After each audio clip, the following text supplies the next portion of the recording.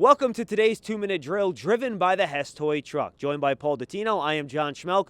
The New York Giants have brought in a new running back, Devonta Freeman, to help out Dion Lewis, Wayne Gallman, and Rod Smith, who's on the practice squad, to replace the injured Saquon Barkley. Paul, Devonta Freeman, 6-year pro, nearly 4,000 career rushing yards, more than 30 career rushing touchdowns. He is accomplished. He's got a lot of skills. Yeah, he certainly does. Let's go backwards for just a second, though, here, John. Last year started 14 games, had a minor foot injury. It was 2 years ago when he only played 2 games and had to deal with a number of different injuries earlier in his career. Understand this. Last year, he is an outside zone scheme running back. Well, the Falcons ran a totally different running scheme last year. That was probably part of the reason why he didn't even reach 700 yards rushing.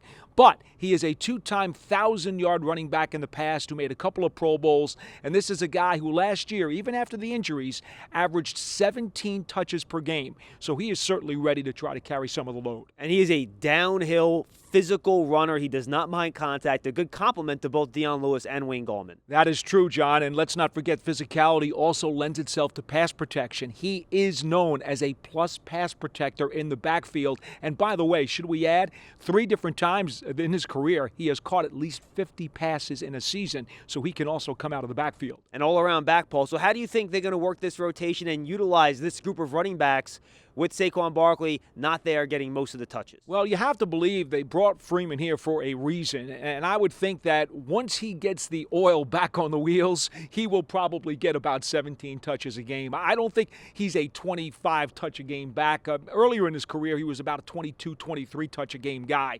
I don't necessarily think you'll see that, but I do think he will wind up being the primary back before too long. Paul, finally, this week they take on the San Francisco 49ers, a banged-up defense, but still a good defense, still a physical defense, a fundamentally sound defense that this Giants rushing attack is going to have to deal with. There's no doubt about that, John. Ultimately, it doesn't matter who's running the ball. If the offensive line cannot control the trenches, the Giants will have difficulty moving it downfield. We know the Niners' starting front is banged up.